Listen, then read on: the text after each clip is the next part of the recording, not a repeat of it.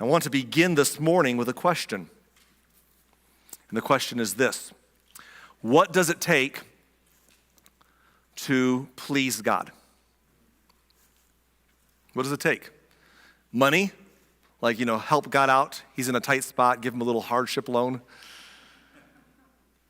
What does it take to please God? Our muscle. We flex and he's like, ooh, wow. Never seen the likes of that before. Our religious traditions and things we do, lending him a hand. Is it even possible to please God? And if it is, how do we do it? I want us to think about that question and come back to it in a little bit here. We are continuing our journey through the life of Jesus. We've been taking a journey for the last, since December, on the life of Jesus, before that through the Bible. And it's going to be a long journey. We're not in a hurry to get through Jesus. He's kind of the point. So we're moving along at a pace. And today is a story I want us to see that is found in two spots. It's found in Luke chapter 7 and Matthew chapter 8. If you want to turn there in your Bibles, you can do so. The verses will be on the screen. Let's jump right in. Luke chapter 7 verse 1 says, when Jesus had finished saying all of this to the people, he returned to Capernaum. Now remember that Jesus has been working in Capernaum an awful lot. He sort of bases out of there. That's his, that's home in a lot of ways, even though he was raised in Nazareth. And he's been there a lot. People have seen him. Many have believed on him there, but many also do not still. And that was some of the frustration we saw him express last Sunday on that message. But he's coming back today to Capernaum. It says in verse 2 that at that time, the highly valued slave of a Roman officer was sick and near death.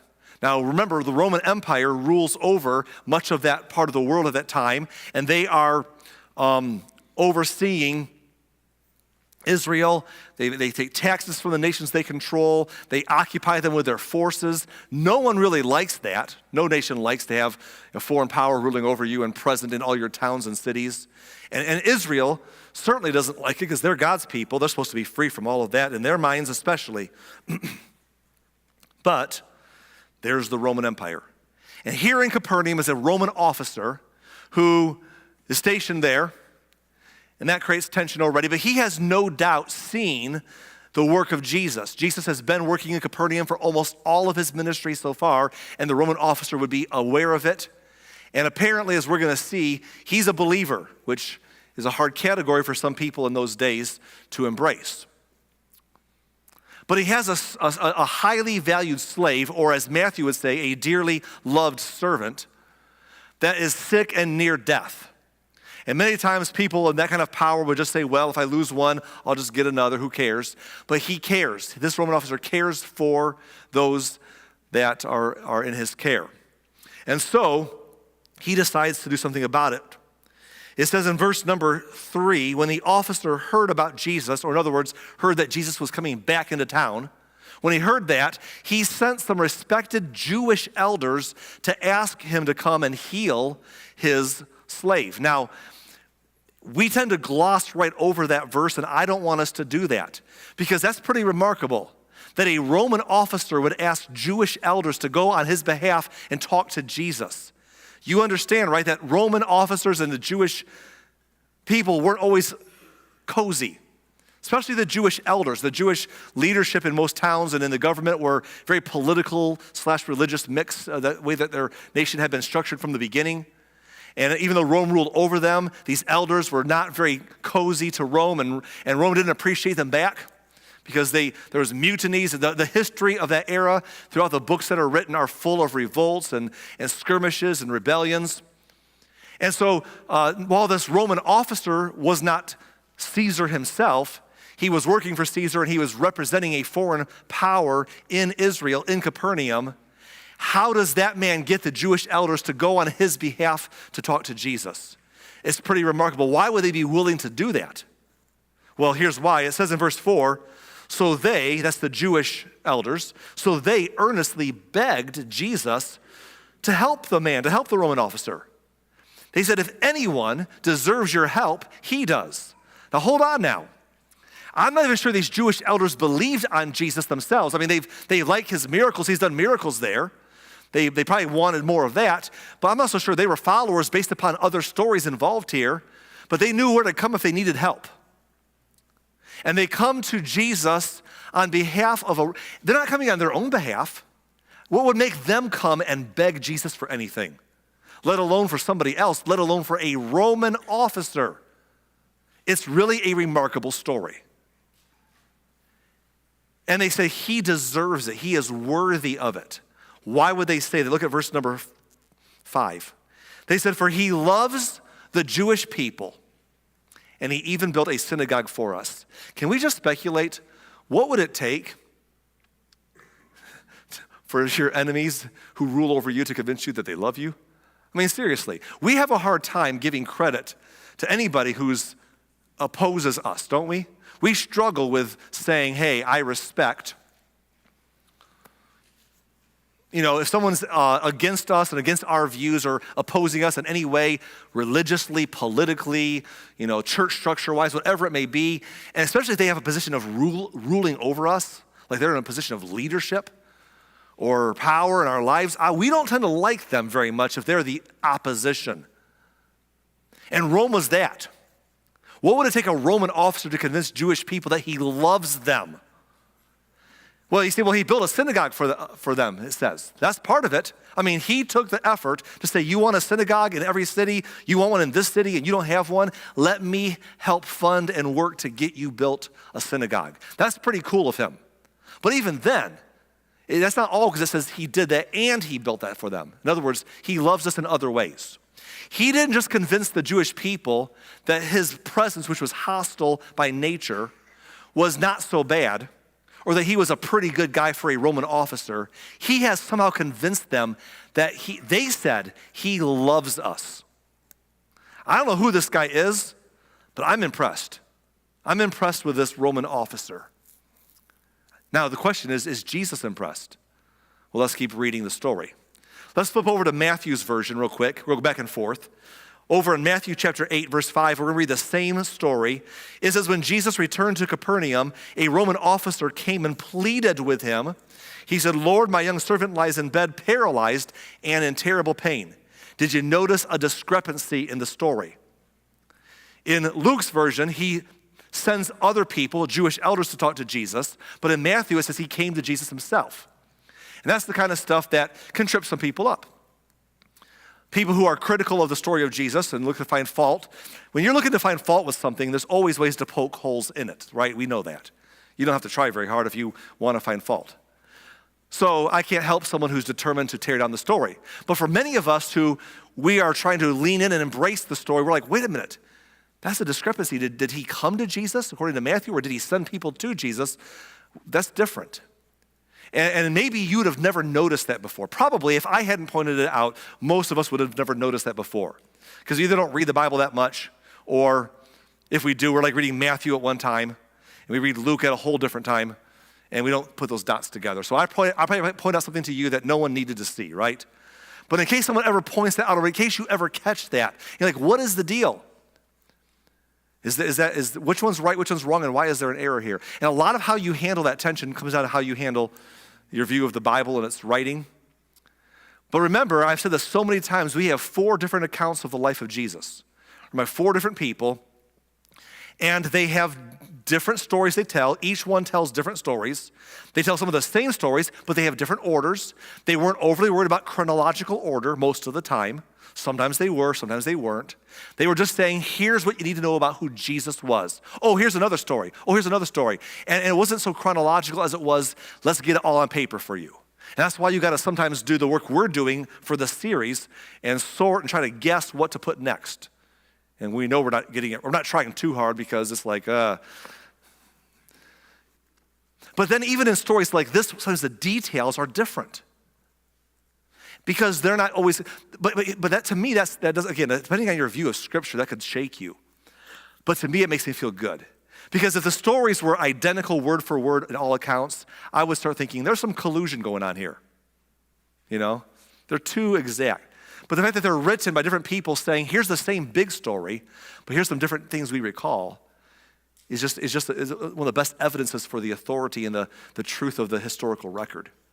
What's interesting is that this detail is not a discrepancy if you know how to look at it. Matthew, who's writing the story here, he's just saying, look, this guy came to Jesus. Matthew's not trying to go all Mr. Detail here. He's just like, the bottom line is the guy came to Jesus because he wanted a miracle. And Matthew and Luke both agree he came to Jesus because he needs a miracle, and Jesus gave it to him, as we're going to see in a few minutes. But Matthew's like, he came to Jesus, and that's all he says. But Luke, Luke's a historian, he gets all the witnesses, and he's like, actually, he's going to be the actually guy. Actually, the way he came to Jesus was he sent people on his behalf, which is the same thing. If you're a position of power and an officer and you want to get hold of Jesus, you come to Jesus through intermediaries. And Matthew just says, you don't need to know that. The bottom line is he came to Jesus. And Luke is like, well, yeah, he came to Jesus through sending others on his behalf. And why would he send Jewish elders? Why would they go? Maybe because he thought the Jewish rabbi would be more responsive to a Jewish request than a Roman request. But either way, he comes to Jesus, like Matthew says, through his intermediaries, like Luke tells us, and they ask Jesus to help him. And what does Jesus say? Jesus said, I will come and heal him. And that's good news. Now let's flip back to Luke for the rest of this, for the next part of the story. It says in verse 6, so Jesus went with them, that's with the entourage.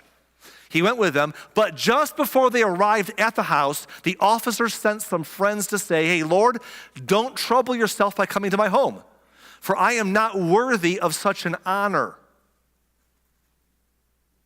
Now that's kind of confusing.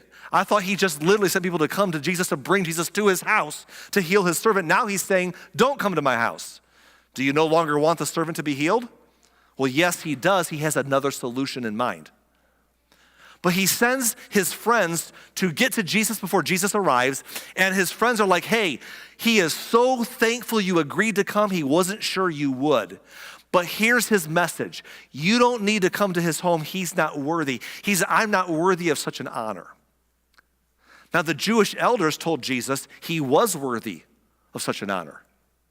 But he's saying, I'm not worthy of such an honor. What is that? Is he just really humble? Well, probably. He was probably a humble guy. But there may be more to the story. Just studying it and looking it over, he did Jesus a favor. Remember, Jesus was criticized a lot by the Jewish religious leaders because he didn't fit into their Jewish religious system. Remember, he challenged their thinking. He had a whole new thing going on. And so many of the Jewish leaders at that time tried to tear down Jesus' ministry. And one of their favorite tactics was to ask him difficult questions that could trap him with either type of answer. One of their favorite tools to ask him was something about the Roman Empire that was ruling over them. Because if they could pit Jesus against Rome, they could turn Rome against Jesus. So they tried to pit Jesus against Rome and get him to say something that not that they liked Rome themselves, but if they could say, hey, to their enemy Rome, this guy's trouble for you, so get rid of our other enemy, that's convenient. But at the same time, if Jesus did not speak against Rome, but Jesus answered their questions and spoke for Rome, they could find fault with him that way also. Because then the Jewish people would be like, he is for Rome. That's a big no-no. He'd lose the crowd. So even going to a Roman officer's house could be a tricky thing for Jesus with his enemies, to go to the house of a Roman officer.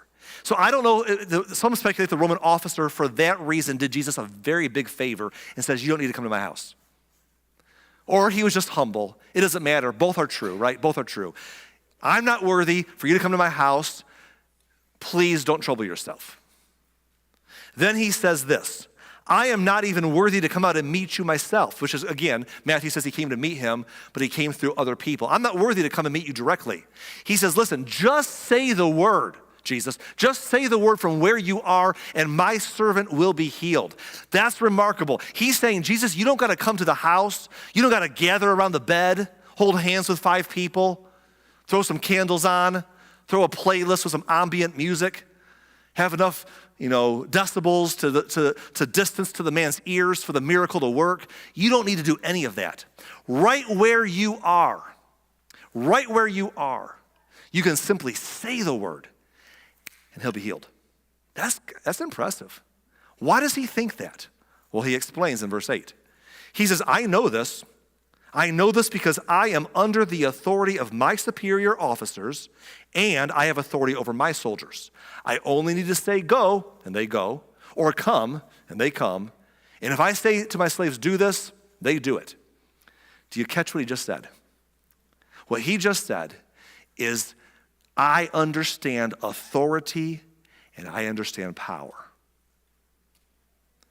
That he was saying, look, as a man with officers over me, they have the authority over me. When they tell me to do something, I do it. That's power that comes from authority. He says, I have people who answer to me. If I tell them I want something done, it gets done because of my authority. That's power. And he says to Jesus, Jesus, I believe you have authority and therefore power, but not just over people like I do. You have power that none of us have, that I don't have, that no one else has. You have authority and power over sickness, and you have authority and power over disease in our bodies. And if you simply say the word, it gets done. In other words, he says, Jesus, I believe I know who you are. It was a strong statement of incredible faith. How does Jesus respond? Let's look back again at Matthew chapter 8 and verse 10. When Jesus heard this, he was amazed. Those are words that you don't hear very many times in the scriptures, that Jesus was amazed. But when Jesus heard this, he was amazed. Everything that's happened before now in the story did not amaze him, but now his jaw is hanging open. And Jesus turning to those who were following him, the entourage perhaps, that were following him, Jesus said, I tell you the truth, I have not seen faith like this in all Israel. He's saying two things there. First of all, I've never seen faith like this before. This is the most impressive display of faith when he said, just speak the word, you have the authority and power to say it and it gets done. He said, that's an impressive faith. I've never seen the likes of that before. And then he said, I've never seen that kind of faith in all Israel. By pointing out Israel, he's saying the people who are supposed to be God's people haven't shown that kind of faith. We saw that last week a little bit too. Like Jesus he says this kind of stuff and gets him in trouble with the religious leaders. It always does. He says, I've never seen faith like this at all. As a Roman officer. And now Jesus is going to opine. And I don't want you to miss this part because it's so beautiful. Jesus is going to stop and do what a teacher sometimes does and get on a rabbit trail intentionally. So Jesus turns to the people that were with him in verse number 11. He says, and I tell you this, that many Gentiles will come from all over the world. Remember who Gentiles are. To the Jewish people that Jesus is talking to, Gentiles were everyone who was not Jewish. Like to the Jewish people, there's us, we're God's people, and then there's everybody else. There's us, and then everybody else. And we saw 2 Sundays ago that Jesus came to bring some new into the world. And what do we say? We said to embrace the new that Jesus came to do. Well, in that story was the new that Jesus came to do. A new covenant, new commands, new audience, new people that the covenant was for. And here he is making that point about the new he came to do. He said many Gentiles, many non-Jewish people from all over the world, from east and west, they will come and they will sit down with Abraham and Isaac and Jacob at the feast in the kingdom of heaven. And he's referring to a feast in the kingdom of heaven, an event that will take place someday where people who at that time weren't around yet, because they will come from all over the world and sit down someday with people who at that time were dead for 2,000 years already. As far as we're concerned with death and life, Abraham, Isaac, and Jacob. And Jesus said, a feast will happen when people are going to sit down and eat in the kingdom of heaven with your patriarchs. And they are not going to be you, they're going to be Gentiles. That's some of the new that Jesus was bringing. By the way, Gentiles, aren't you glad? Aren't I glad? That's us. This is good news, okay? He says they're going to sit down and they're going to be a part of it all because this is what I'm bringing to the whole world. And then he adds this statement. This is what gets them in trouble with some of them. He says in verse 12, but many Israelites, or those for whom the kingdom was prepared, will be thrown into outer darkness, or there'll be weeping and gnashing of teeth. Many people who consider themselves in by birthright, in by privilege, but don't really care about the message of God or the person of Jesus. They don't believe in him. They won't follow him. They're like, you know what? I don't want a relationship with him because relationships are dynamic. What does God want from me? I just want to coast on my laurels and on my name and I don't care for that. And they think they're okay because of who they are. And Jesus said they're going to miss out. While the people that they think are less than them from all over the world are going to sit down with their patriarchs and have a feast. That's the kind of talk that got Jesus into frustrating moments with the elders. But of course, he's opining right now. Not opining, he's speaking truth right now. But let's not forget what he's there for. We're like, hello, we got a guy is sick and dying right now. Can we get back to the emergency at hand, please, Jesus? So Jesus in verse 13, then Jesus said to the Roman officer, he says, go back home because you believed it has happened. And the young servant was healed that same hour. So he or his intermediaries return home on his behalf. And look at what Luke chapter 7, verse 10 says this. And when the officer's friends returned to his house, they found the slave completely healed. And Jesus did the miracle from a distance by simply saying the word, just like the Roman officer knew he could. And that's the story for today. That's it. I'm going to say a few things about it before we're done, but I want you to know that's the story. And the reason I want to talk about that a little bit is because I want to ask a question that we didn't exactly ask at the beginning, but it's similar. In this story, what does it take to impress Jesus? Or what did it take to impress Jesus? That's a similar question that we started with, isn't it? The question we asked at the beginning was, what does it take to please God? And that's similar because Jesus was the Son of God who came into the world from the Father. The Word became human and dwelt among us, right? That's the incarnation. It's a miracle. It's beyond our comprehension. But we celebrate it all the time as followers of Jesus. And Jesus said, I and my Father are one. If you want to see the Father, you've seen him if you've seen me. So what impresses Jesus and God are the same, or what pleases them are the same. But not just pleasing him. Jesus was more than pleased in today's story. He was impressed. Or as the word said, he was amazed. So what did it take to impress Jesus? And what's the answer? Faith. Exactly right. Faith. Can I just think with me? Jesus was not impressed by the fact that the Roman officer was a Roman officer. He's not like, ooh, I got invited to a Roman officer's house. I'm somebody. I'm with the bigwigs now. That didn't impress Jesus. Jesus was not impressed by the fact that the Roman officer sent Jewish elders to talk to him, or could. He wasn't impressed by the fact that he built a synagogue for the Jewish people. Jesus was not impressed by the fact that he loved the Jewish people. Those are all impressive things, but it didn't make Jesus amazed. What amazed him was simply that the man said, Lord, if you say the word, it gets done, because that's the kind of authority and power you have, because I know who you are. And his faith impressed Jesus, not all his other resume. And this is a big idea in the Bible. And I want to show you one other verse before we're done. Because after Jesus finishes his ministry and returns to glory, the early church would get really busy documenting the story of Jesus. In the next many years or 2 decades to follow, they'd write down the story of the life of Jesus that we're reading about today. They'd write the history of the early church.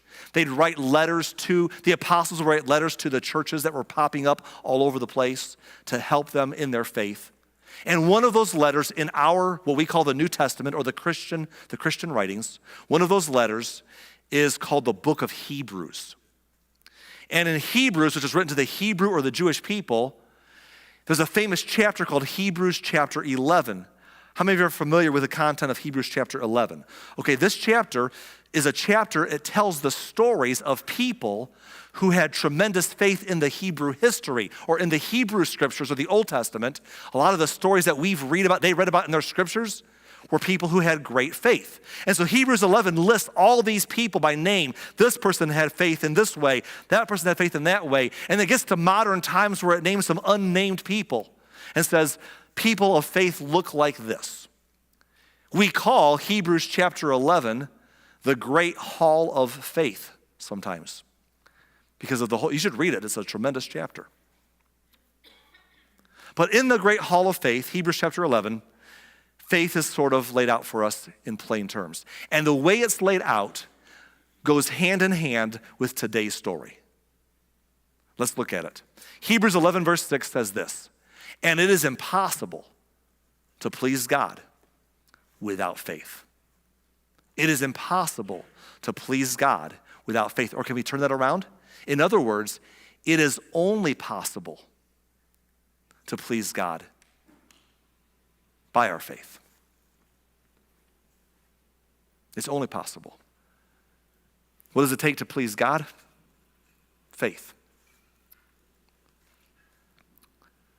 And so we can say, well, what about all the other things? Well, what about the Roman officer's resume? He did some impressive stuff, but his faith pleased God. And yes, our faith might produce in us all the other stuff. Our faith might cause us to be generous, right? It should. Our faith might cause us to be hardworking, sacrificial, caring, have spiritual disciplines, but those are our fruits, the faith. You can do those things without faith. You can do those things for personal glorification reasons or trusting in yourself, but our faith in God is the foundation of all that pleases him.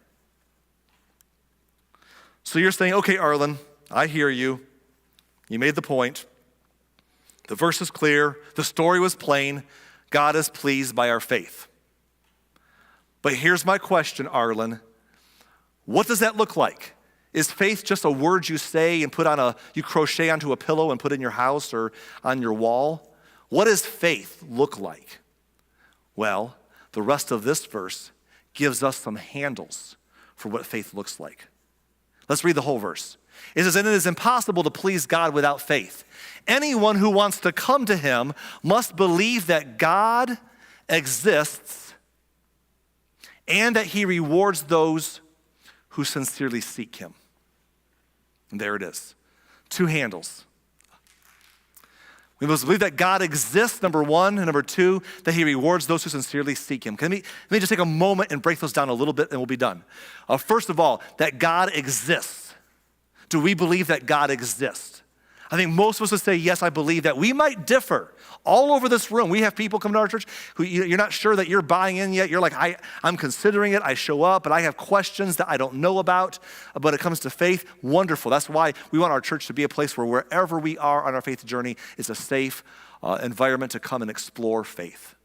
But if you're here saying, I don't know if I believe the version of God that that other people believe in, or the version of God that everyone else lays out of exactly how it's supposed to look, but I do believe that God exists. That's step one. Do we believe that God exists? That there is a higher power? That we are not here by accident?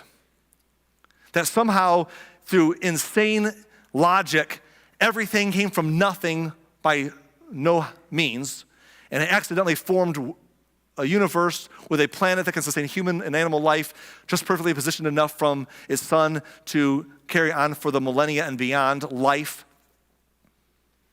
And complex animal and human life that the more we study and understand our bodies and the more science advances, we still can't solve all of its problems and we still can't recreate it from scratch. It's just all amazing. And to say, I believe that there is intelligent design behind it all. There is a God. And we may differ on how somebody would argue you got to name him a certain way, but ultimately, I believe that God exists. That's handle number one. Handle two in this verse is that we believe that he exists and that he rewards those who sincerely seek him. That is a statement that says not only is there a God, but that God is love. That God in love created and gave us life, but that God also gave us freedom, choice. But he wants a relationship with us, and if you seek him, he rewards it. Now, he doesn't force it on us. He says if you want to live your life without him, he will wish it. He will do everything he can to reach you, but he will not force himself on you because that's not what love does. But in love, he gives us life, and in love, he watches and says, man, I want us to do it together. And if anyone responds to him, everyone seeks him, he says, I'm in. I want that. I love you because he's a loving God. The bottom line is the handles in this verse are that ultimately that there is a God and God is love. And that's a big deal because most of us can find common ground there. No matter where we are in our journey, We can mostly find common ground there. We may bicker about what that looks like, but I don't know. Don't you get tired of all the churches that bicker about which expression denominationally is right about God, and actually this is wrong, and get mad on social media about people who don't say it the way they think they ought to say it? There's a lot. It's easy for people to be miserable in their defense of God. But in the bottom line category of it all, we can find common ground so much together under a simple idea that no matter where we are, can we just embrace that there is a God and that God is love? And if we can embrace that basic idea, we can build upon that foundation with Christianity. Because the Christian message is that God so loved the world that he gave his son. That God demonstrates his love for us through Christ, who died for us, that on the cross God showed forgiveness for our sins, and he rose again to kill our enemy of death and to bring us back into a restored relationship with him forever at his own expense. That God is love and that God exists is the foundation that no matter where you and I are today in that process, we can build upon that. And the Christian story builds on that foundation. It is that foundation. That is the whole truth. That's why the gospel writers said about Jesus, after spending years with him up close and personal, here's our summary: God is love. And so, based upon that verse and the story we read today, I want to give you a simple prayer to take home. And it'll be on the screen in just a moment here. When I put it on the screen, I want you to, it's just a few words. Write it down, take a picture of it, take it home with you. Pray this simple prayer. It's based upon this verse. And no matter where you are in your journey, this is a prayer of faith based upon Hebrews 11, verse 6, that I think is a great tool as you build a life of faith. The prayer goes like this: Lord, I believe you're there, and I believe you care. That's it. It's our whole story today. That's the verse we just read. I believe you're there. I believe you care. And no matter where you are, can we embrace that truth today? And maybe you're saying, Arlen, I'm not so sure. I'm considering faith, and I hear, and I'm compelled. I feel God stirring in my heart, but I have some hang-ups because I see certain people who represent God, and they're very dogmatic and not kind, and I just don't see it the way they see it. So I'm struggling to make that leap. But can you come and say, God, at a base level, I don't know about all of that, but I believe you're there, and I believe you care. That is faith, that God gives us handles of faith. You can start there. Maybe you are new to faith, and you're like, I'm new to my faith journey. I don't feel I know as much Bible as, I don't know, Pastor Arlen or somebody else, But where do I go? Simple prayer. God, I don't know all the answers, but I believe you're there, and I believe you care.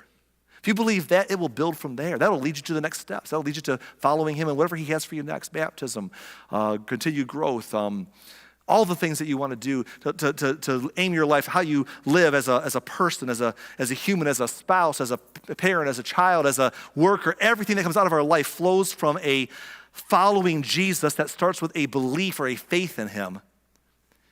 And a good foundational prayer is, Lord, I believe you're there. I believe you care. Maybe you've been religious a long time, and you've gotten lost in all the religious bickering. How we defend God, how we decry against those who don't express him the way we do within the Christian community and churches or pastors or movements that don't exactly follow our creeds, and all the pettiness that happens amongst Christianity that turns so many people away. But maybe in the middle of all that noise, you feel God call you back to a simple, centering faith again that says, God, I need to remember at the core of it all, I just believe you're there, and I believe you care. Or maybe you've been burned by faith and you're just tired, you're jaded, you're just walking away because you've seen it. You have a drawer full of t-shirts, you're just ready to be done, you're losing your way, and you're like, I just need something, I got church hurt. I need something to tether my faith to because I'm losing so much. Tether it to one simple idea: God, I don't have all the answers, I don't know what else to hold on to, but I do believe you're there, and I do believe you care. And maybe, just maybe, there's somebody here today and you're going through some real hurt. You've lost a job, you lost some financial stability, you lost your health, you lost a loved one, or someone walked out on you, or something happened, and you are devastated. In a different spot in your life, you could speak eloquently about your faith, you can say all the right things, but right now, you're just trying to keep your head above water and breathe, and prayer seems hard, and you say, I don't know what to say to God. But maybe I can just grab a hold of a simple faith anchor and says, God, I don't understand all that's happening, and I don't know how it's going to all turn out, but I believe you're there, and I believe you care. There's a foundation. There's a foundation that, according to the writer of Hebrews, is faith. And we can work from there. God can work from there. And according to the scriptures, that faith is what pleases God. In the Roman officer, his faith was so strong it impressed him. But that faith at its core is what pleases him. And I don't know about you today, but I hope that no matter where we are on that journey, we can say, Lord, I don't have all the answers, but I believe that. And that's what God asks of you and me.